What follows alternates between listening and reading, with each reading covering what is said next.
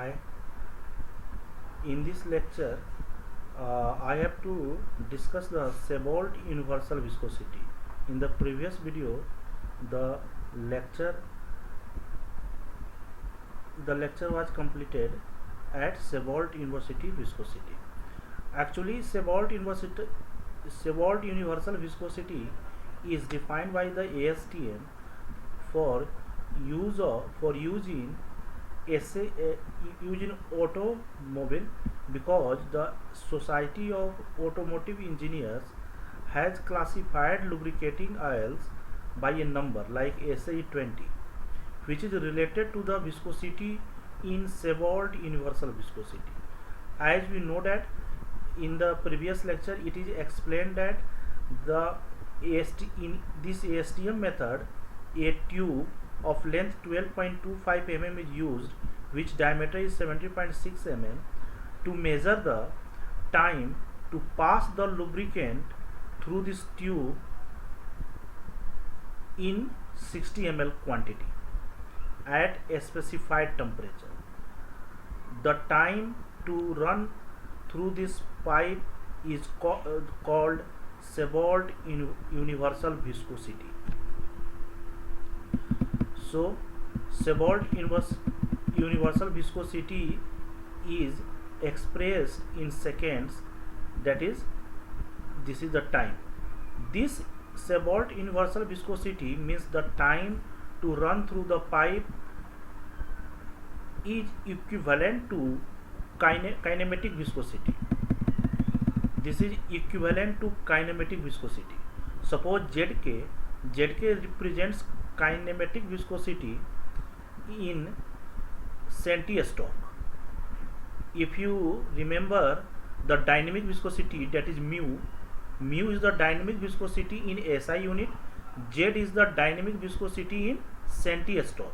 Similarly, ZK is the kinematic viscosity in centistock, because the unit of kinematic viscosity is stock. So ZK here represents kinematic viscosity in centistock. So this ZK in centistock, here it is also written kinematic viscosity in centistock. You note the T time. This T is nothing, it is the Sebolt universal viscosity. If suppose the time taken to run through the pipe by lubricant is suppose 300 seconds, the value of T will be 300 seconds. So this equation is used to convert the second in centistock, means this is used to convert the Sebolt universal viscosity. This T is the Sebolt universal viscosity in centistock. Nu, like the mu is in SI unit. Similarly, nu is the kinematic viscosity in SI unit, meter square second. This nu can be converted into centistock. It is required to convert the centistock into SI unit. So this equation will be used. Nu. After putting the value of ZK from here, the equation of nu becomes like this.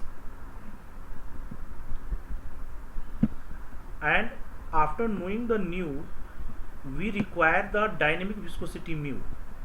We know that the dynamic viscosity mu is rho density multiplied by nu. So mu can be written as rho multiplied by this nu. This is the dynamic viscosity in SI unit, that is Pascal second. And after calculating the viscosity in Pascal second SI unit, we need in centipoise, because in bearing the viscosity is generally represented in centipoise. It is the common practice. So this mu can be converted into centipoise by this equation. It is already explained in initial slide of lecture 1. This conversion is required because in case of automobile, the lubricating oil is used, its SAE number is given. if you remember here, in case of automobile, the automobile while has a specific SI number. This 20 number represents a definite Sebolt universal viscosity. So for this lubricating oil, this Sebolt universal viscosity has to be converted into the centipoise. Okay. For example, you can, I have an example here. Here, express the viscosity of SI20 in centipoise. The temperature of bearing is given 50 degrees centigrade. Suppose this is the case. So first we have to calculate the time T. This time is nothing, it is the Sebolt universal viscosity. This, how this time is calculated, there is a design data book. From design data book there is a graph to design data book. From design data book we can directly see the Sebolt universal viscosity corresponding to SI20 and bearing temperature 50 degrees centigrade. How? Look here. This is the part of design data book. Here. This is the part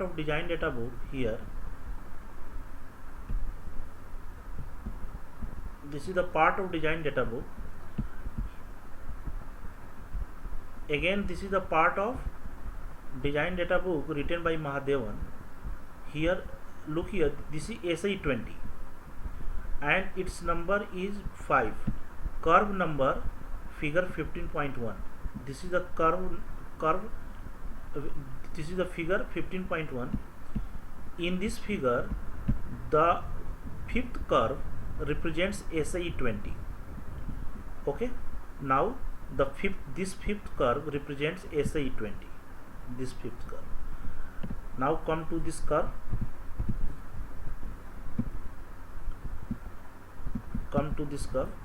In this curve, here temperature is given. This is the temperature of bearing. Here viscosity is given in Sebolt universal second, SUV. This is the T time, Sebolt universal.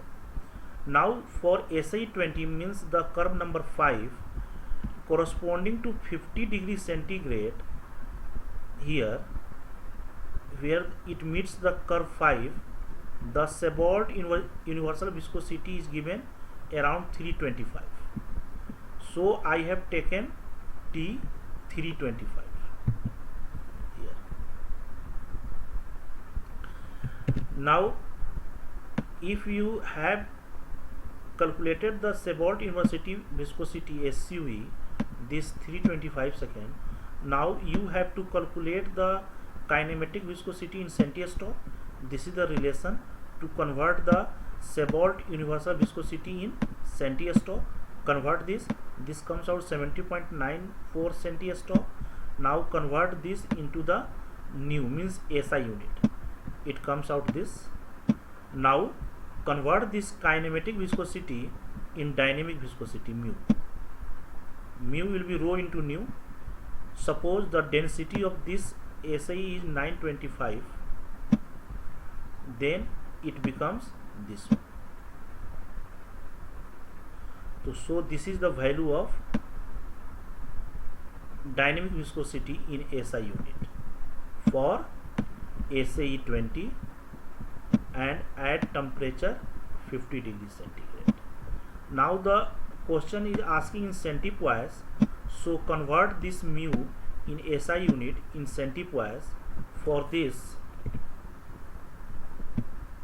another conversion is required. You know that mu equal to z into 10 to the power minus 3, so z will be mu into 10 to the power plus 3 and it becomes 65 centipoise. So this is the conversion. You may take a screenshot of this, how the viscosity of SAE20 at bearing temperature 50 degrees centigrade is calculated in centipoise using this curve. Okay, one here I have taken 925, the density of the SAE20. You may take here 925. This is given in the design data book. A specific gravity, multiply this specific gravity by the gravity of water, that is 1000. It gives the density of that lubricant.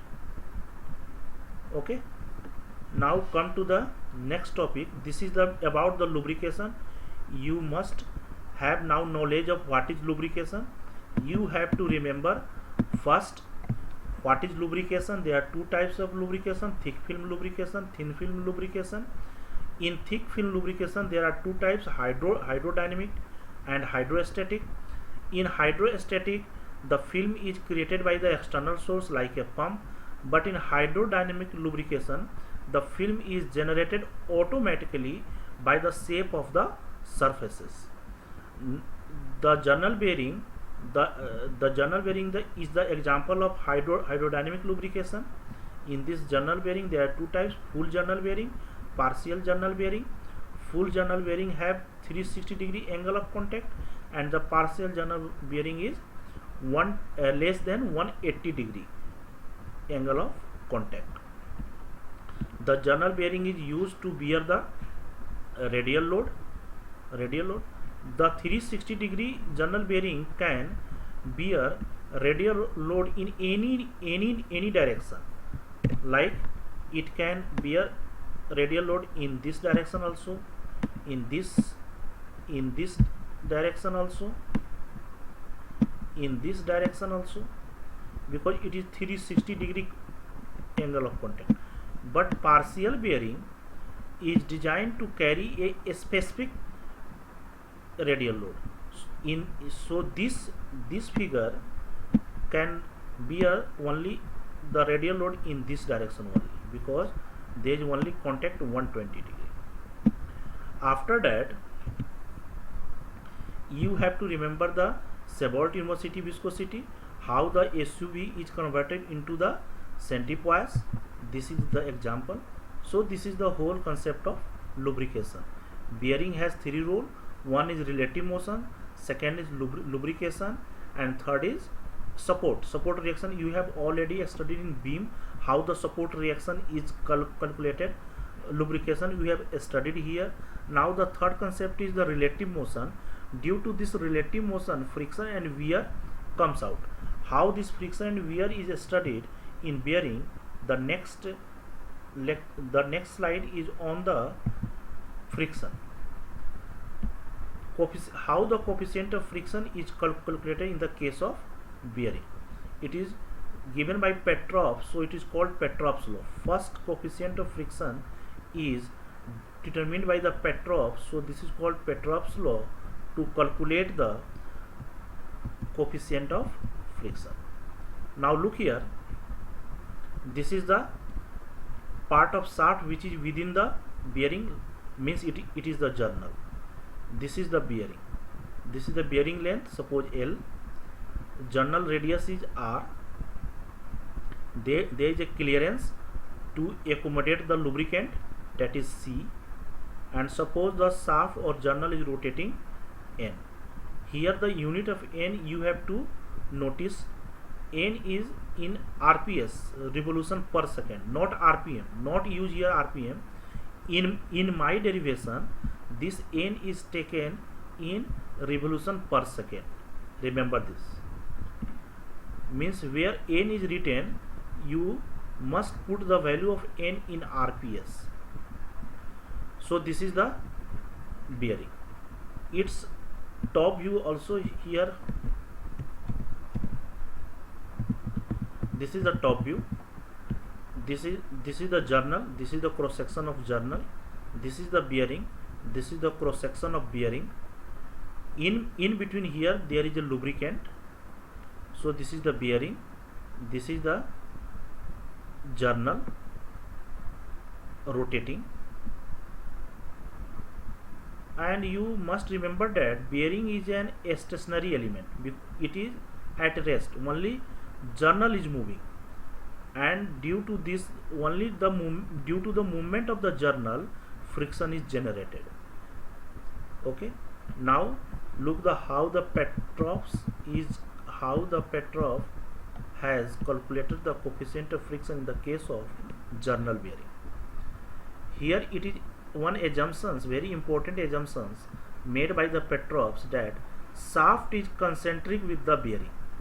Here shaft is concentric with the bearing.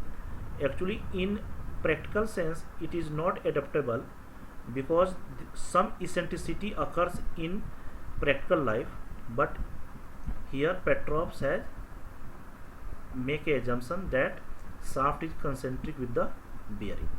Now first shear stress is calculated here due to the movement in the lubricant. This shear force can be written as mu into du upon dy. Now du is the relative velocity between the two rubbing surfaces, can be written as 2 pi r n, because this is the rotation of journal n, and due to this n the linear velocity comes out 2 pi r n, and dy is the gap between the layers, and here the gap is clearance c. So it is dy, the value of dy is taken as c. So this is the shear force acting between the two rubbing surfaces due to this lubricant, mu into 2 pi r n upon c. Now what is the force required to shear the film? Just multiply the shear stress by the cross section area, not here cross section area, the area on which friction is acting. So what will be this area where friction is acting? This is the area, this and whole perimeter. Means if you take the perimeter of journal 2 pi r multiplied by L, means this the perimeter of cylinder gives the area on which friction is acting.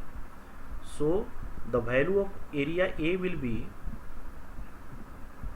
2 pi r L. Now here torque is calculated, torque required to shear the film of thickness. The required torque will be force multiplied by radius r. So it comes mu into 2 pi r n upon c into 2 pi r l into r. This is the torque required to shear the film of lubricant. Now come to the another approach. Suppose the load acting on the bearing is W. Suppose the load acting on the bearing is W, that is called bearing load. This bearing load, from this bearing load we can calculate the bearing pressure. It is a very important parameter in the bearing pressure. Bearing pressure is written as bearing load W upon projected area. And what will be the projected area? Projected area will be the, just see this shaft or journal from this view. Just see this shaft from this view. This gives the projected area. Here a rectangle comes out, and the width of this rectangle will be, this will be diameter, and this will be the length L. This is the projected area. This rectangle is the projected area. Okay, so the projected area can be written as, here 2 Rn into L, diameter is written 2 times of radius, 2 RL. So bearing pressure will be W upon 2 RL. From this we can, because the bearing pressure is the standard parameter in bearing, so bearing load W can be written in terms of bearing pressure as W equal to P into 2 RL. So from this calculate the frictional force acting on the bearing, acting on the bearing, frictional force. That will be a small f. A small f is the coefficient of friction here. into normal reaction, and normal reaction will be equal to the load acting on this, that is bearing load W. So frictional force will be coefficient of friction small f multiplied by W. Now this W can be replaced by P into 2RL. So here W is replaced by 2PRL. Here frictional torque is calculated from the frictional force. Frictional torque will be frictional force multiplied by radius R. So here the frictional torque will be F into 2P into R square into L. This frictional torque, this required torque to share the lubricant comes from the frictional torque. So equate these two torques. Torque required comes from the frictional torque here. So by equating and rearranging the parameters, the coefficient of friction small f comes out 2 pi square into mu n upon P into R upon C. These two parameters is very important again in bearing. Mu n upon P, you know that the unit of mu Newton second upon meter square, n is in RPS means 1 upon second, and P is pressure means meter square upon Newton. So this is the unitless parameter mu n upon P. Similarly R upon C, R is the radius, C is the clearance, it is also the unitless parameter. So remember that according to Petrov's, the coefficient of friction comes out 2 pi square into mu n upon P into R upon C. For a given journal bearing, this R is fixed, this C is fixed. So for the given journal bearing, the coefficient of friction directly depends upon mu n upon P. Here, for a given journal bearing, this R is constant, C is constant, it is already constant. So coefficient of friction F directly depend upon this parameter mu n upon P. This is a very important parameter.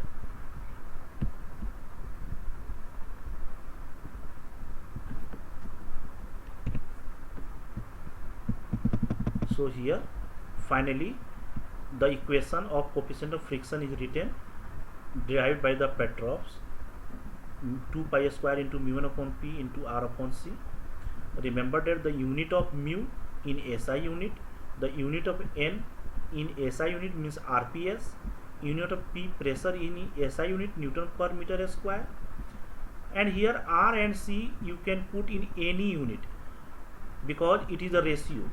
If you put the R in meter, C in meter, the same quantity comes out. If you put the radius in mm, C is in mm, the same quantity comes out because it is a ratio.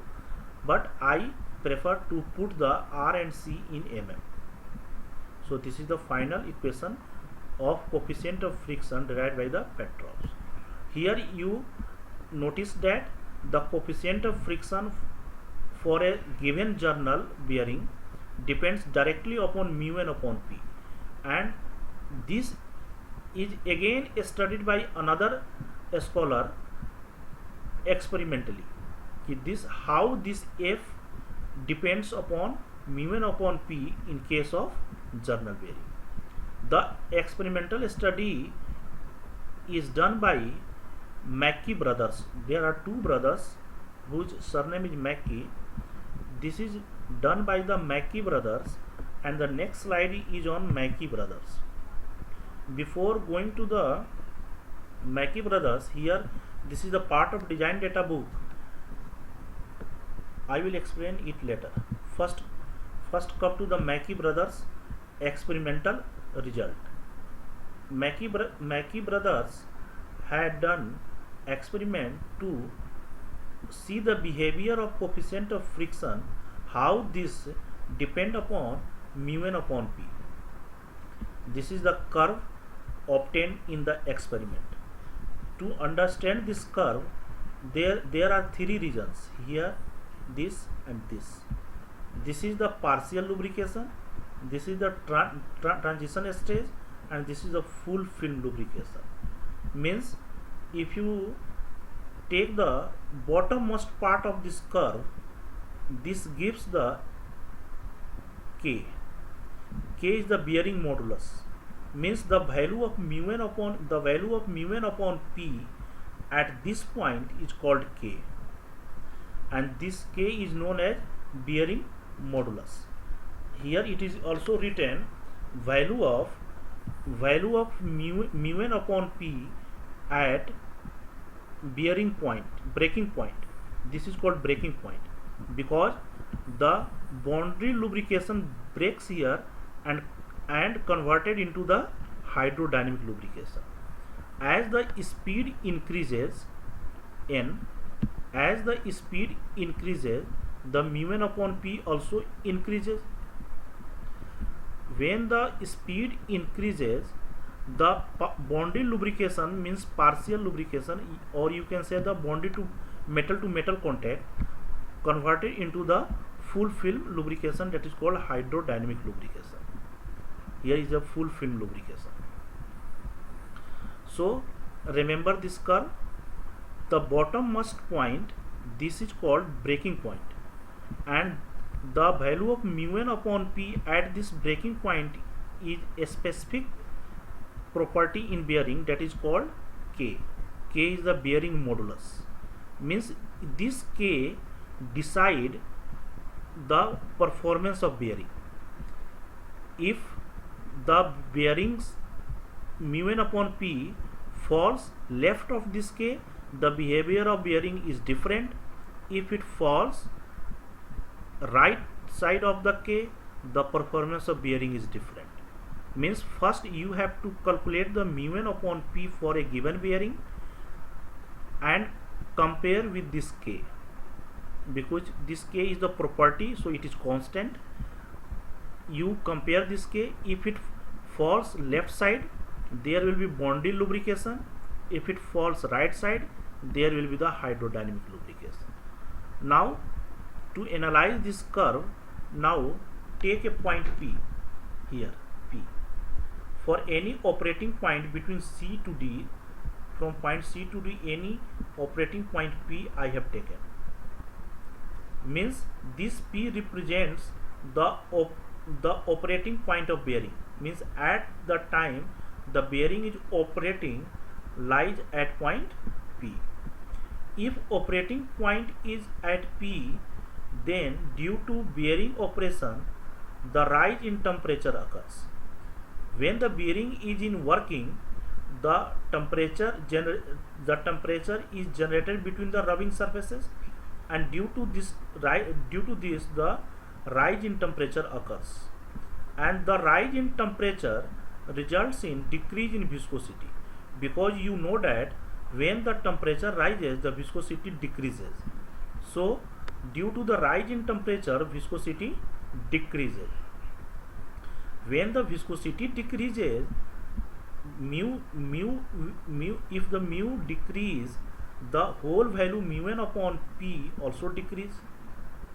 If this mu n upon p decrease, the operating point P tends to move towards C here. Okay, so it is also written here, when the viscosity decreases, the bearing characteristic number mu n upon p, this mu n upon p is called bearing characteristic number, also decreased due to the decrease in viscosity. When this decrease, the operating point P tends to shift towards C. Due to decrease in mu n upon p, this P starts to move towards C here. Any shifting towards C causes decrease in friction. When P starts to move towards C, means this side, if the point P moves this side, look here, this is the friction. Suppose the friction corresponding to P is this, and when it starts to move towards C, the friction comes out this. It means when the operating point P starts to move towards C, the coefficient of friction starts to decrease, and due to this decrease in friction, temperature also decreases, and again viscosity starts to increase, because when the friction decreases the temperature starts to decrease, and as the viscosity depends inversely on the temperature, when the temperature decreases the viscosity starts to increase.